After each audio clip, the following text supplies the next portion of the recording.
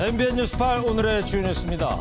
경찰은 김성태 자유한국당 원내대표를 폭행한 30대 남자에 대해 구속영장을 신청했습니다. 경찰은 이 폭행범이 홍준표 대표도 테러하려 했다는 계획과 배후 여부도 수사하고 있습니다. 폭행당한 뒤 병원 치료를 받은 김성태 원내대표는 곧바로 국회로 복귀해 빗속 단식 농성을 이어갔습니다. 이번 폭행 사건으로 여야 원내대표 회동이 연기되는 등 국회 정상화를 위한 협상에 제동이 걸렸습니다. 미북 정상회담이 애초 5월 말 판문점 개최가 유력했다가 6월 초 싱가포르로 다시 조정되는 것으로 알려졌습니다. 트럼프 미 대통령은 장소와 날짜를 정했다고 이틀 연속 밝히면서도 공개하지는 않았습니다. 폼페이오 미 국무장관과 양자치 중국 외교 담당 정치위원은 전화 통화를 하고 북한의 영내 안정성 위협에 공동 대처하겠다고 밝혔습니다. 북한 외무성은 미국이 계속하고 있는 대북 압박은 한반도 문제 해결에 도움이 안 된다고 경고했습니다. 사흘째 화산 활동이 계속되고 있는 미국 하와이 섬에서 새로운 용암 분출구가 열렸습니다. 유독가스와 용암이 추가로 분출될 가능성이 제기되면서 수천 명의 지역 주민과 관광객들의 불안감이 커지고 있습니다. 제37회 GS칼텍스 매경 오픈에서 박상현 선수가 3차 연장까지 가는 명승부 끝에 우승했습니다. 2년 만에 이 대회 정상에 다시 선 박상현은 매경 오픈 사상 4번째로 2차례 우승한 선수가 됐습니다. 여러분 안녕하십니까? 일요일 MBN 뉴스8 시작합니다. 자유한국당 김성태 원내대표를 주먹으로 때린 31살 김모 씨에게 구속영장이 신청됐습니다. 경찰은 정당의 원내대표를 폭행해서 상해를 입힌 혐의가 중대하다고 보고 있습니다. 경찰은 김 씨가 홍준표 당대표에게도 테러를 계획했는지 조사하고 있습니다. 먼저 장명훈 기자가 보도합니다. 자유한국당 김성태 원내대표를 폭행한 혐의로 경찰에 붙잡힌 31살 김모 씨. 나 도망 안 가. 나 탑방까지 타고로 왔으니까. 폭행 사건을 이틀 동안 조사한 경찰이 김 씨에 대해 구속영장을 신청했습니다. 정당의 원내대표를 주먹으로 폭행해 상해를 입힌 것은 사안이 중대하다고 보고 구속이 불가피하다고 판단한 겁니다. 경찰은 김 씨가 인근 지구대에서 조사를 받는 도중 성일종 자유한국당 의원을 향해 신발을 던진 것에 대해 폭행죄도 추가했습니다. 경찰 조사에서 김 씨는 이번 사건을 단독 범행이라고 주장하고 있고 범행 동기는 아직 밝혀지지 않았습니다. 경찰은 김성태 원내대표 폭행과는 별도로 김 씨가 홍준표 당대표에 대해서도 폭행을 계획했는지 수사하고 있습니다. 자유한국당에서 관련 의혹을 제기한 데에 따른 겁니다. MBN 뉴스 장명훈입니다. 폭행 피의자 김모 씨는 자신을 부산 출신이며 새누리당 지지자이지만 정당에 가입하지는 않았다고 밝혔습니다. 그러면서도 자유한국당에 대한 반감을 고스란히 드러냈습니다. 김 씨는 폭력은 정당화될 수 없지만 맞는 사람은 다 이유가 있다는 말도 했습니다. 김순철 기자입니다. 김성태 자유한국당 원내대표에게 주먹을 휘두른 김모 씨는 당을 향한 반감을 가감없이 드러냅니다. 야, 빨리 오라 그랬다.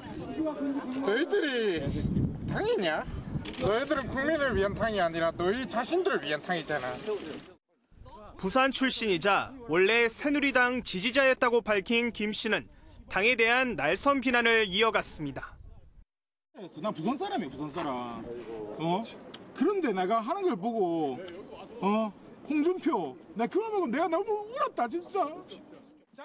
뚜렷한 직업 없이 여러 직종에서 단기 근무를 해온 김 씨는 지금은 강원도에 머무는 것으로 조사됐습니다. 김 씨는 세간의 의혹과는 달리 특정 단체나 정당에 가입한 적은 없다고 주장했습니다. 또 정신질환을 앓지 않았다고 밝혔는데 경찰은 김 씨의 진술에 대한 사실 여부도 조사하고 있습니다. MBN 뉴스 김순철입니다. 그렇다면 김 씨는 김 대표를 왜 때렸을까요? 정말 궁금합니다. 동기는 아직 완전히 밝혀지지 않았습니다. 다만 어제 행적과 그가 남긴 말로 유추하자면 자유한국당의 대북 정책에 대한 불만이 범행 동기였을 가능성이 있습니다. 이권열 기자입니다. 피의자 김모 씨는 어제 경기도 파주시에서 진행될 예정이던 대북전단 살포 현장에 갔습니다. 앞서 자유한국당 홍준표 대표는 대북전단 살포가 표현의 자유에 해당한다고 밝힌 바 있습니다. 하지만 김 씨는 전단 살포에 반대하는 입장이었습니다. 전단이 살포되지 않은 것을 확인한 김 씨는 국회로 발길을 돌렸습니다. 김 씨는 처음엔 국회에서 농성 중인 김성태 자유한국당 원내대표에게 양갱을 주겠다며 다가갔지만 당직자들의 만류로 전달하지 못했습니다. 몇 분 뒤 김 원내대표에게 김 씨가 악수를 청하며 접근해 주먹을 휘둘렀고 자유한국당 당직자들에게 제압됐습니다. 김 씨는 자유한국당을 향해 판문점 선언의 국회 비준을 촉구하는 듯한 말을 했습니다. 김정은이 왜 좋아? 대한민국이 좋지. 그런데 대한민국이 김정은이 지금 마음을 바꿨잖아. 그러면 국회 비준 동의해줘야지. 경찰에 연행된 김 씨는 조사 과정에서도 일관성 없는 말을 계속했습니다. MBN 뉴스 이권열입니다. 김 씨에게 주먹으로 얼굴을 맞은 김 대표는 병원 치료를 받은 뒤에 목에 깁스를 했습니다. 목 깁스를 한 채 김 대표는 단식 농성 이어가고 있죠. 한국당 의원들도 릴레이 동조단식 시작했습니다. 국회 정상화를 위한 여야의 협상 중단돼 있습니다. 김종민 기자입니다. 병원 치료를 받은 김성태 원내대표는 곧바로 국회로 돌아와 다시 단식 농성을 이어갔습니다. 목에 깁스를 한 채 힘겨운 듯 누워있는 모습도 자주 보였습니다. 김 원내대표뿐 아니라 한국당 의원들도 민주당의 드루킹 특검 수용을 요구하며 릴레이 동조단식에 들어갔습니다. 여야는 이번 사건으로 한 차례 연기된 원내대표 회동의 구체적 일정은 아직 잡지 못하고 있습니다. 힘들지만은 견딜 수 있고 이겨낼 수 있습니다. 저는 언제든지 협상에 응할 용의가 있는 것이고. 민주당은 이번 사건에 대해 유감을 표하면서도 한국당이 하루빨리 단식 농성을 중단해야 한다고 압박했습니다. 한국당은 여당이 특검 막아서기로 국회를 올스톱시켰다며 즉각 드루킹 특검을 수용하라고 강조했습니다. 여야 협상 테이블은 조만간 마련될 전망이지만 국회 정상화까지 극적 타결될 수 있을지는 여전히 미지수입니다. MBN 뉴스 김종민입니다.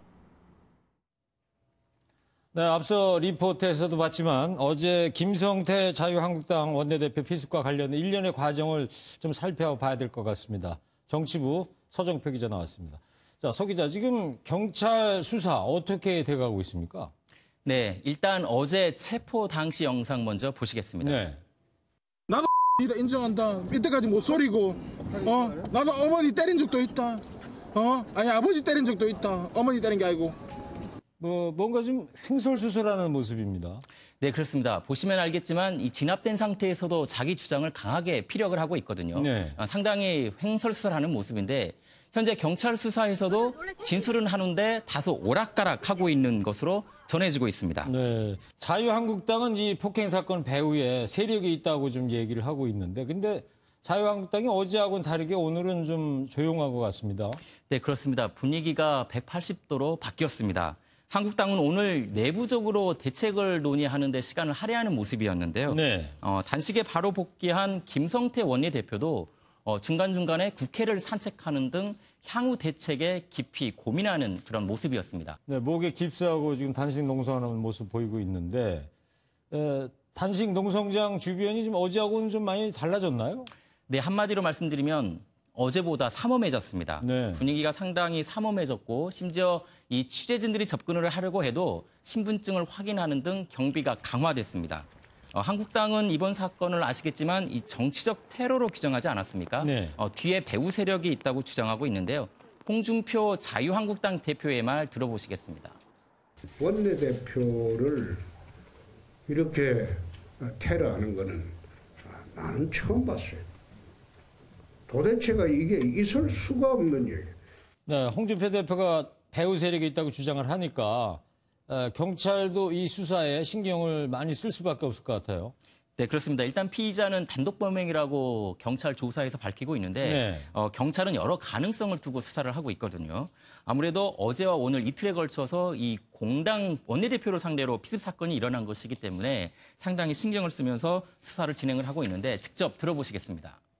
본인은 혼자라고 얘기하고 있는데 나머지는 우리가 일단 수사해야 될 몫이죠. 우리 그거는 좀 더 확인해봐야 될 부분입니다.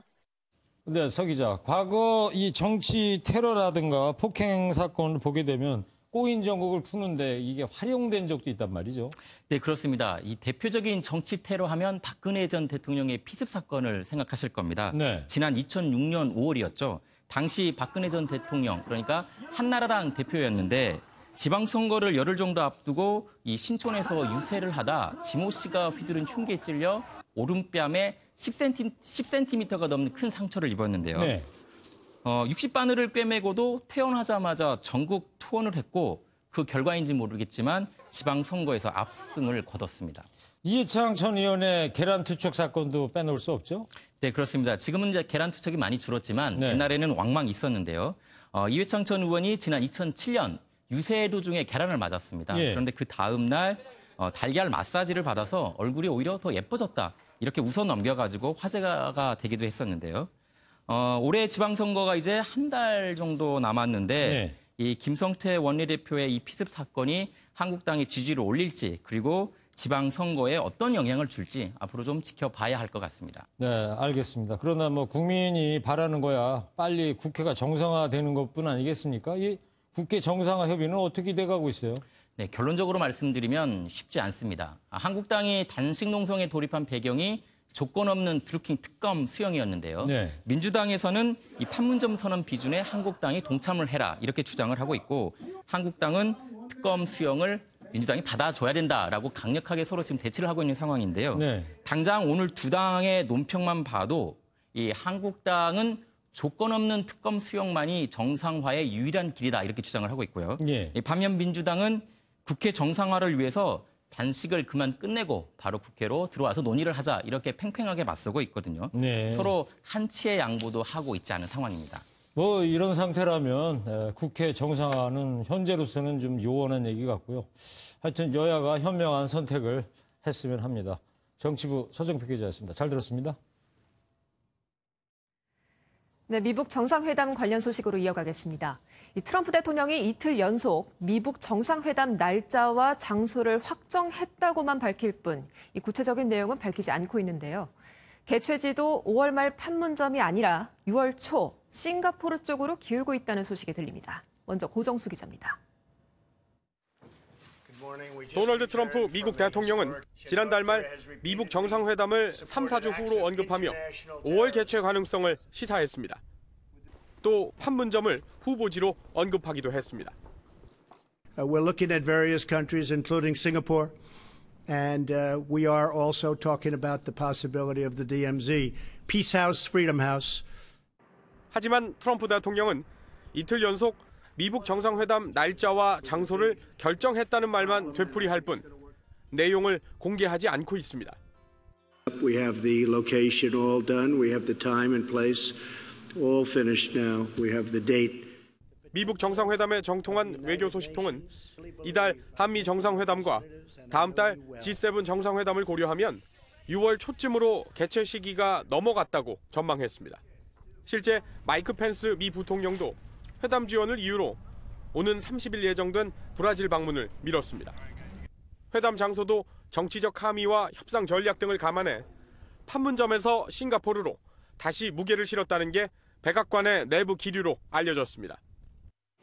다만 극적 효과를 노리는 트럼프 대통령이 판문점을 선택할 가능성도 일정 때문에 6월 중순에 회담할 거란 전망도 계속 제기되고 있습니다. MBN 뉴스 고정수입니다. 미북 정상회담을 앞두고 미국과 중국이 대북 압박에 대한 입장을 재확인했습니다.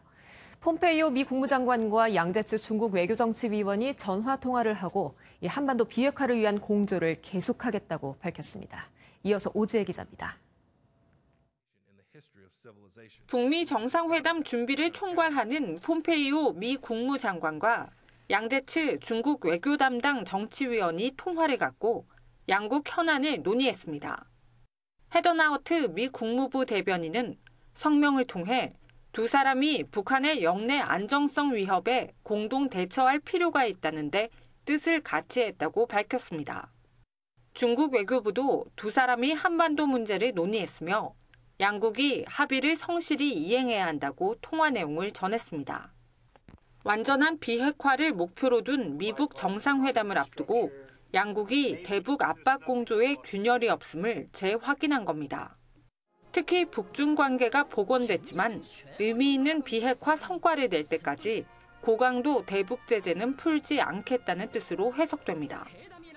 단계적이고 동시적인 그런 비핵화에 동조하는 듯한 그런 분위기가 있어서 이것이 미국이 얘기하고 있는 비핵화하고 좀 다른 관점에서 얘기가 되는 게 아닌가 그런 걱정들을 했는데 북한이 비핵화하는 데 대해서 어느 일치된 의견을 이처럼 북미 정상회담 개최 일정 발표가 임박한 가운데 비핵화를 둘러싼 미국의 압박 강도는 높아지고 있습니다.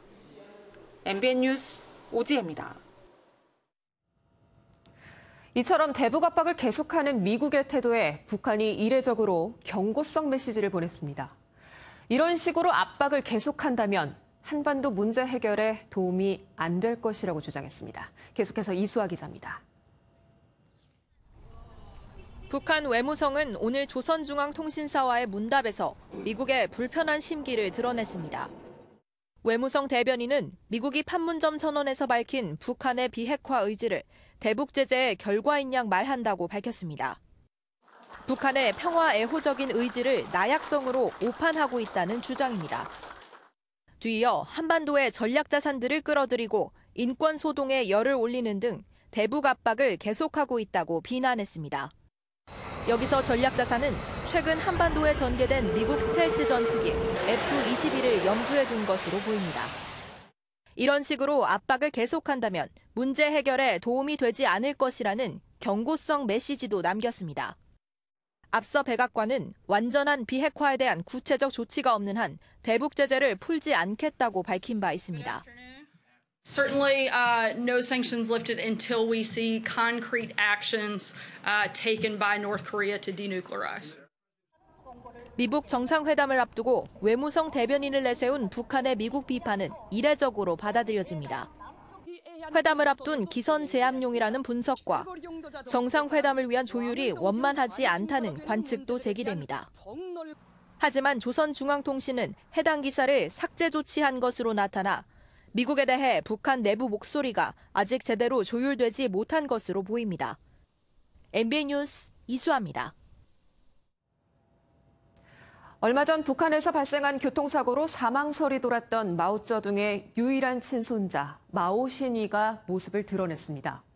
이렇게 사진을 공개한 데는 중국 정부가 북중 친선 관계를 신경 쓰고 있다는 점도 영향을 미쳤을 것이란 분석입니다. 이재호 기자입니다.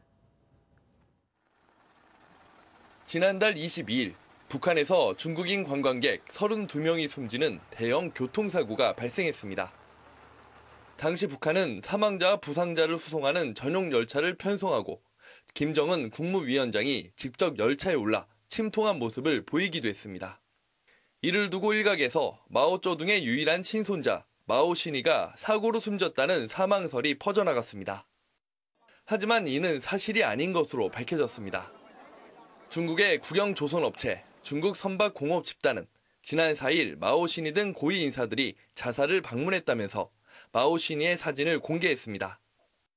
사진에서 마오신이는 군복을 입은 모습으로 맨 왼쪽 위치에 자리해 있습니다. 마오신이는 마오쩌둥의 차남 마오완칭의 아들로 2010년 40살에 중국 최연소 군 장성으로 승진해 중국 군사과학원 전략연구부 부부장 등을 역임하기도 했습니다. 이런 소식을 발표한 것은 북한에서의 교통사고로 마오신이가 숨졌다는 소문을 불식시키기 위한 것으로 보입니다. 또 미북 정상회담 등을 앞두고 중국의 한반도 상황에 영향력을 유지하기 위해 북한과 우호 관계에 신경 쓰고 있다는 점도 영향을 미쳤을 것이라는 분석입니다. MBN 뉴스 이조입니다.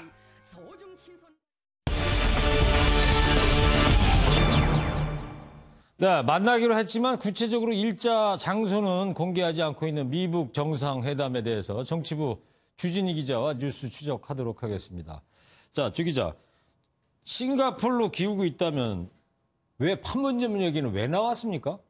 처음에는 판문점은 사실 미북 정상회담의 주요 장소로 전문가들이 꼽고 있는 곳 중에 하나였을 뿐입니다. 그렇죠. 저 지도 보면 처음에 몽골이나 스웨덴, 스위스 뭐 이런 데 다 거론되지 않았었어요? 예, 그렇습니다. 하지만 트럼프 대통령의 바로 이 트윗 때문에 판문점이 바로 주요 예상지로 급부상하게 됩니다. 네. 판문점 자유의 집과 평화의 집이 다른 제3국보다 더 대표성이 있고 중요한 의미를 가질 수 있을까 하는 트윗을 올린 겁니다. 여기에 그냥 물어본 거라고 덧붙이기도 했는데요. 네. 이 트윗은 남북 정상회담 사흘 만에 올라온 것으로 트럼프 대통령이 판문점 회담을 보고 깊은 인상을 받은 것 같다는 게 미국 언론들의 분석입니다. 이 트윗이 미국 정부에서 나왔던 첫 관련 언급이었던 만큼 판문점이 주목을 받았지만 여기에 트럼프 대통령이 또 이런 말을 덧붙이기도 했습니다. 어떤 말이죠? 한번 들어보시겠습니다. There's something that I like about it because you're there. You're actually there. Where if things work out, there's a great celebration to be had on the site, not in a third-party country. 대통령이 직접 판문점을 거론하면서 급부상은 했지만 결국엔 백악관 참모들이랑 논의를 해서 장소를 결정해야 했을 것으로 보입니다. 네. 다 결정됐다면은 빨리 발표하지. 왜 이렇게 미적미적 뜸을 들이는지 모르겠습니다. 그 세계적인 흥행 효과를 노리는 겁니까? 어떻게 봐야 됩니까? 여기서 아주 잘 봐야 되는 게 북한은 아직 발표하고 있지 않다는 점입니다. 그렇죠. 북한이 미북 대화에 대해서 혹은 미북 정상회담에 대해서 어떻게 표현하고 있는지 한번 들어보시겠습니다. 북남 순회 상봉과 회담에 대하여 언급하시면서 당면한 북남 관계 발전 방향과 조미 대화 전망을 심도 있게 남북회담은 정확하게 순회상봉이라고 하면서 미북회담에 대해선 대화라고 한 겁니다. 예. 미국을 적대국으로 선정하는 북한 정부로서 주민들에게 미국 지도자를 만나야 할 이유를 설명하는 데 시간이 꽤 필요한 것으로 보입니다. 예. 또 뜸들이기에는 트럼프 대통령의 리얼리티쇼 본능도 한몫했을 것으로 보입니다. 리얼리티쇼 하면 트럼프 대통령이 과거에 진행했던 프로그램 이름이죠? TV 프로그램. 예, 그렇습니다. 네. 바로 그런 본능이 좀 있으신 You fire 막 이런 거. 예, 그렇습니다. 그래서 미북 회담으로 노벨 평화상에 거론이 되자 트럼프 대통령이 어떤 반응을 보였는지 여기에도 리얼리티쇼의 본능이 좀 보이는데 한번 들어보시겠습니다. That's very nice. Thank you. That's very nice. Nobel. 늦게 발표할수록 전 세계 언론들도 준비에 다급해져서 관련 기사들을 마구 쏟아낼 테니 흥행 효과도 더욱 커질 것이라는 분석입니다. 네. 흥행 효과 좋다면 우리한테도 참 좋을 거라고 생각이 드는데. 자, 좋습니다. 근데 중요한 건 날짜 아니겠어요? 언제가 유력한 날짜로 지금 꼽히고 있어요? 6월 초가 유력하다고 꼽히고 있습니다. 우리 정부는 일단 한미 정상회담을 한 이후에 미북 정상회담이 있을 것이라고 발표를 하고 있습니다. 네. 그러면 달력으로 보신다면 5월 22일 이후가 될 것입니다. 그렇죠. 또 6월 8일부터 9일에 캐나다에서 G7 정상회의가 있는데 여기에 트럼프 대통령이 참석을 해야 됩니다. 예. 또 우리가 주요 예상 개최지로 뽑는 싱가포르에서 6월 2일과 3일에 아시아 안보회의라고 국방장관들이 모두 모이는 자리가 마련됩니다. 네. 때문에 이런 날짜를 모두 피해본다면 5월의 마지막 주나 6월 4일부터 6일 사이가 매우 유력합니다. 아니면 아예 6월 중순 이후로 넘어가야 되는데 6월 중순에는 북중 정상회담이 예정돼 있는 것으로 전해집니다. 네, 그렇죠. 참 미국 대통령 정말 바쁜 사람이네요. 네, 그렇습니다. 자, 근데 언제쯤 공식 발표가 될 것이라고 봐요? 미국 정상회담을 개최하는 나라도 준비할 시간이 있어야 될 거 아닙니까? 그래서 조만간 발표할 가능성이 높아 보이는 이유가 바로 거기에 있습니다. 네. 만약에 싱가포르에서 개최가 된다면 싱가포르 정부는 정말 준비할 것이 많습니다. 전 세계 언론들의 등록을 모두 받아야 하고 프레스 센터도 마련을 해야 되고 그리고 양 정상의 경호 라인도 미리 짜야 하는 만큼 적어도 1, 2주 전에는 알려야 합니다. 네. 판문점에서 개최된다 하더라도 적어도 2주 전에는 우리 정부에 말을 해줘야 판문점을 관할하는 유엔사에 우리 정부도 미리 통보를 할 수가 있습니다. 그렇죠. 때문에 6월 초에 개최가 된다면 적어도 2주 전인 5월 중순에는 어떤 정부든지 간에 알려줘야 하는 겁니다. 네, 알겠습니다. 오늘이 이제 6일이니까 앞으로 일주일 내외 발표되길 기대해 봐야 되겠어요. 일주일 뒤면 이번 주 토요일까지라는데 트럼프 대통령 트윗도 좀 기자들이 열심히 봐야 될 것 같아요. 예, 알겠습니다. 지금까지 정치부 주진희 기자였습니다. 잘 들었습니다. 네, 다음 소식입니다. 홍준표 대표의 언행을 문제 삼으면서 사퇴를 요구해온 자유한국당 강길부 의원이 탈당을 선언했습니다. 홍 대표와 강 의원은 SNS 등을 통해서 공방을 벌여왔죠. 심우영 기자가 보도합니다. 사선의 중진인 자유한국당 강길부 의원이 결국 탈당했습니다. 강 의원은 페이스북을 통해 자유한국당을 떠나고자 한다며 이유를 막론하고 국민께 심려를 끼쳐드려 죄송하다고 밝혔습니다. 또 여야 균형이 맞아야 국가가 발전한다며 한국당이 국민에게 사랑받는 정당이 되기를 바란다고 덧붙였습니다. 강 의원은 지난 3일 기자회견을 열고 빨갱이 발언 등 홍준표 대표의 잇따른 언행을 비판하며 사퇴를 촉구했습니다. 보수 진영의 명예를 회복할 수 있는 마지막 기회라고 생각합니다. 이번 주까지 사퇴를 안 하시면 제가 중대 결심을 하겠습니다. 홍 대표는 공천 결과에 불만을 품고 사퇴 의사를 밝혀놓고 엉뚱한 명분을 내건다며 강 의원을 향해 반격했고 물고기 한 마리가 물을 흐린다며 당을 나가지 않으면 출당 조치하겠다며 강 의원과 설전을 벌였습니다. 강 의원의 탈당으로 자유한국당의 의석수는 115석으로 한 석이 줄었습니다. MBN 뉴스 심호영입니다. 갑질 논란이 불거진 한진그룹 조양호 회장의 부인 이명희 씨가 경찰에 입건됐습니다. 경찰이 열흘 동안 내사를 벌인 끝에 정식 수사에 착수한 겁니다. 보도에 전민석 기자입니다. 경찰이 한진그룹 조양호 회장의 부인 이명희 씨에 대한 정식 수사에 착수했습니다. 이 씨는 지난 2014년 인천의 호텔 증축 공사장에서 관계자들을 폭행하고 서류를 던지는 등 업무를 방해한 혐의를 받고 있습니다. 경찰은 공사 현장에 있던 일부 피해자의 진술을 확보하는 등 열흘 동안 내사를 이어온 뒤 형사 입건했다고 밝혔습니다. 다만 이 씨 측이 증거 인멸에 나설 가능성이 있다며 자세한 내용은 밝히지 않았습니다. 피해자들을 회유했다 기사가 나왔잖아요. 다 마르면 재배라는 것밖에. 경찰은 사전 조사를 마치는 대로 이 씨를 소환하겠다는 방침입니다. 한편 이 씨의 딸인 조현민 전 대한항공 전무에 대해서는 구속영장을 재신청하지 않을 계획입니다. 지난 4일 조 씨의 폭행과 업무 방해 혐의에 대해 구속영장을 신청했지만 기각된 바 있습니다. 조 씨에게 음료수를 맞았다는 피해자 2명 모두 처벌을 원치 않는다고 밝힌 만큼 경찰은 광고 대행사에 대한 업무 방해 혐의 입증에 집중할 계획입니다. MBN 뉴스 전민석입니다. 음주 운전자를 잡아야 할 경찰관이 술에 취한 채 도로에 차를 세우고 잠들어 있다가 적발됐습니다. 이렇게 경찰들의 음주운전 소식이 계속되면서 경찰에 대한 불신 또한 커지고 있는 상황입니다. 강세현 기자입니다. 서울 송파구의 한 도로입니다. 어제 아침 7시 40분쯤 차량 한 대가 도로에 멈춰 있다는 신고가 경찰에 접수됐습니다.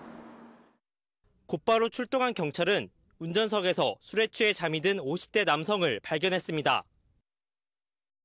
조사를 받으러 밖으로 나온 이 남성은 현직 간부급 경찰관으로 확인됐습니다. 음주 측정 결과 혈중 알코올 농도는 0.084%로 면허 정지 수준. 서울 석촌호수 인근에서 지인과 술을 마셨다고 진술한 것으로 전해진 이 남성은 운전은 지인이 했다고 주장한 것으로 알려졌습니다. 경찰은 이 경찰관을 음주운전 혐의로 입건하고 곧 소환해 정확한 사건 경위를 조사할 방침입니다. 나와야 징계 나머지 추후 절차가 될 것 같습니다. 지난해 음주운전으로 징계를 받은 경찰관은 모두 86명으로 이 가운데 14명은 해임 이상의 징계를 받아 강제 퇴직됐습니다. 잇따른 음주운전으로 경찰의 기강이 해이해졌다는 비판은 피하기 어려워 보입니다. MBN 뉴스 강세현입니다. 미국 하와이 빅 아일랜드 섬의 화산 폭발이 사흘째 계속되고 있습니다. 이제는 지진까지 일어나서 요간 분출구가 늘어났고 유독가스가 주택을 덮치면서 수천 명이 대피했습니다. 보도에 서영수 기자입니다. 시뻘건 용암이 숲을 태웁니다. 도로까지 집어삼켜 시커먼 돌덩어리로 변했습니다. 하와이에서 가장 큰 섬인 빅아일랜드 동쪽 킬라우에의 화산이 사흘째 용암을 내뿜고 있습니다. 현지 시각으로 4일 규모 6.9의 강진까지 겹쳐 화산 분화구의 용암 분출구는 5개에서 6개로 늘었습니다. 화산 국립공원은 완전히 폐쇄됐고 관광객 2,600여 명과 지역 주민 1,800여 명도 긴급 대피했습니다. Saying goodbye to my house, and now my house might be gone. So that's just devastating. 더 큰 문제는 유독가스입니다. 현지 언론에 따르면 주택가에 생긴 균열에서도 유독성 이산화황 가스가 분출하고 있는 것으로 알려졌습니다. The prognosis is for this to continue. We see no slowdown in activity. 활화산인 킬라우에 화산은 2014년에도 넉 달 동안 분출에 피해를 준 적이 있는데 이번 화산 활동 역시 수개월 동안 지속할 가능성이 큽니다. MBN 뉴스 서영수입니다. 신도시에 상가를 가지고 있으면 노후 걱정할 필요가 없다고 하더니 요즘은 되려 걱정거리라고 합니다. 그 이유를 취재해보니까 분양 열기에 상가 공급은 쏟아졌는데 개발이 지연된 게 문제였습니다. 보도에 김경기 기자입니다. 강남권 대체 신도시로 아파트 청약대마다 수십 대 1의 경쟁률을 기록했던 위례 신도시. 분양 열기와 달리 상가는 곳곳이 비어 있습니다. 인근의 서울 지하철 8호선 역사가 들어올 예정이었지만 내년으로 미뤄지며 상권이 죽어 있는 겁니다. 역 때문에 어쩔 수가 없어요. 100% 중에 한 30% 정도 입장하는 것 같아요. 도시 전체가 신도시인 세종시는 상황이 더 열악합니다. 간선 급행버스 BRT가 다니는 세종시 중심도로지만 대부분의 상가가 이처럼 텅 비어 있습니다. 월세 수익을 기대한 베이비붐 세대들이 상가 투자에 몰리자 업자들이 상가 공급을 쏟아낸 것. 실제 세종시 상가의 공실률은 23%로 전국 최고 수준입니다. 분양가보다 1억 이상 떨어진 매물도 속출하고 있습니다. 이제 멀리 사시는 분인데 요즘 임대가 안 나가고 그러니까 좀 싸게 팔려고 하더라고요. 하지만 재계약을 할 때 월세를 5% 이상 올릴 수 없도록 한 법 규정 때문에 임대료를 마음대로 내릴 수도 없습니다. 고분양가에 분양이 되고 보니까 임대료 책정들이 굉장히 높은 수준이 돼서 창업할 수 있거나 입점할 수 있는 임차 인구가 너무 어려워진 여기에 대출 이자도 오르고 있어 상가 투자는 더욱 꼼꼼히 따져야 한다고 전문가들은 조언합니다. MBN 뉴스 김경입니다.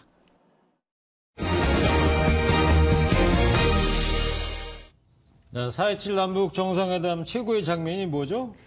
군사 분계선에서 두 정상이 악수를 하는 장면이겠죠. 네, 나중에 남북 평화가 깃들면 그곳에서 기념 촬영하는 분들 참 많을 것 같지 않습니까? 아무래도 관광 명소가 되겠죠. 네. 그런데요, 지금도 촬영할 수 있다는 거 아세요? 아, 실화입니까?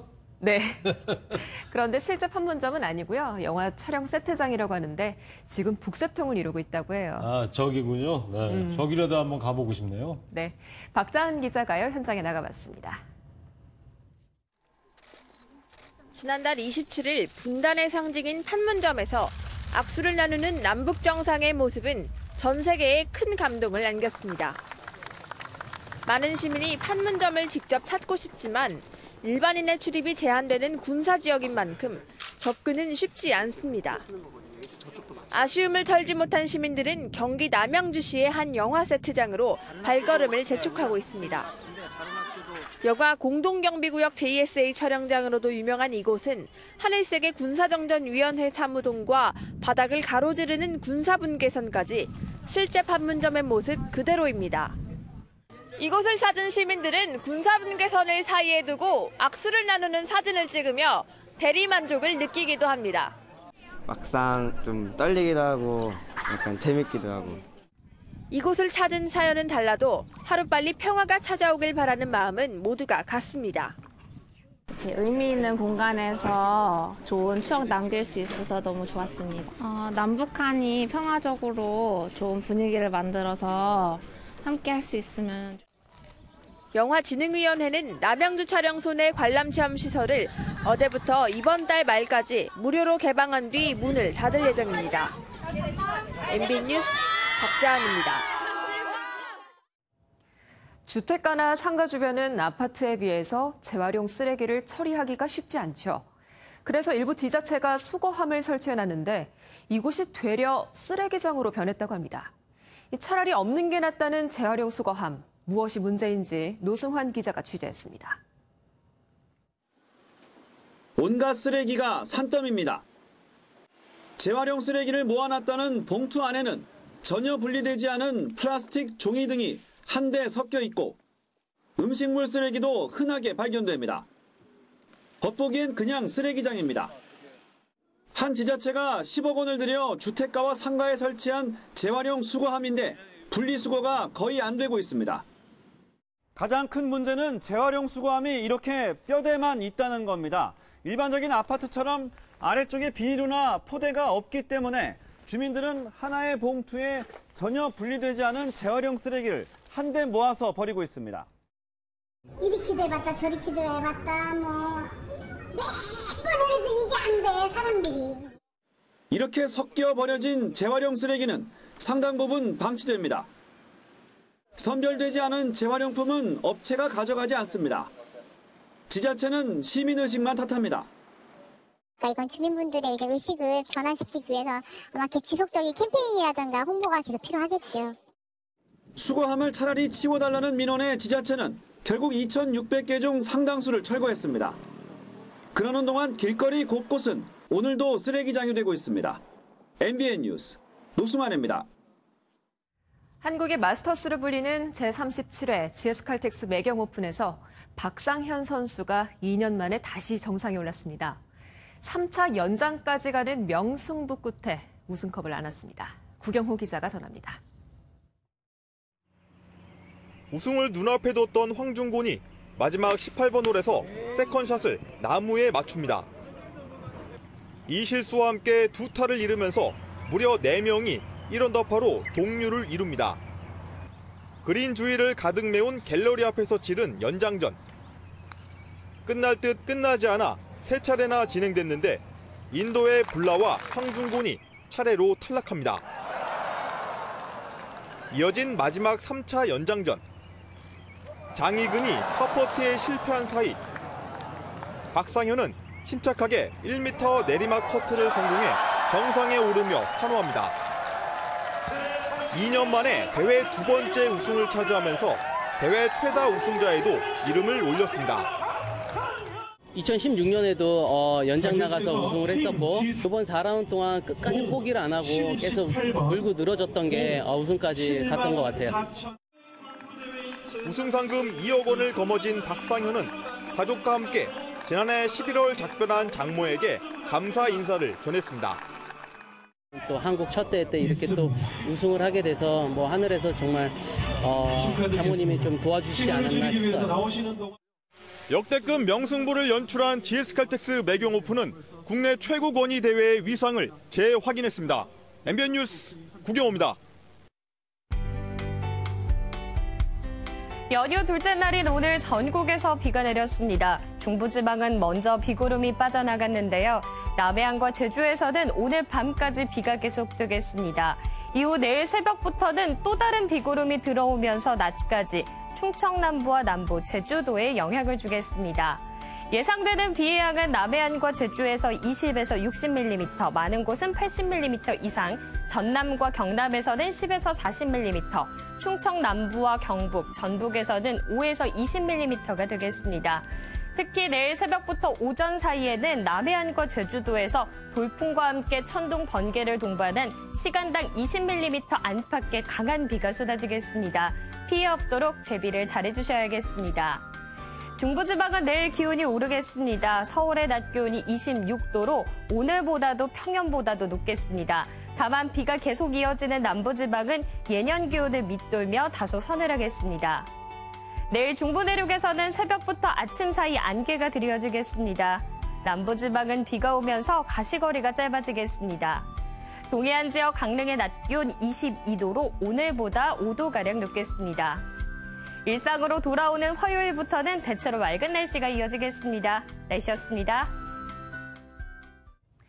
이제 초미의 관심은 미북 정상회담의 시기와 장소겠죠. 네, 판문점 유력시대다가 다시 싱가포르 개최 얘기가 나오고 있습니다. 그거를 알아내면 이 세계적인 특종감이 될 텐데 말이죠. 당연하죠. 네. 제가 트럼프 대통령 취재해보고 싶은데 근데 문제가 있어요. 무슨 문제가 있으세요? 저분 전화번호를 모르겠고 네. 또 결정적으로 뭐요? 제가 영어가 안 됩니다. 네, 참 그만큼 미북 회담 개최 장소가 정말 관심사라는 거겠죠. 네, 그렇습니다. 네. 팔팔한 MBN 뉴스팔 마치겠습니다. 활기찬 한 주일 맞이하시기 바랍니다. 감사합니다.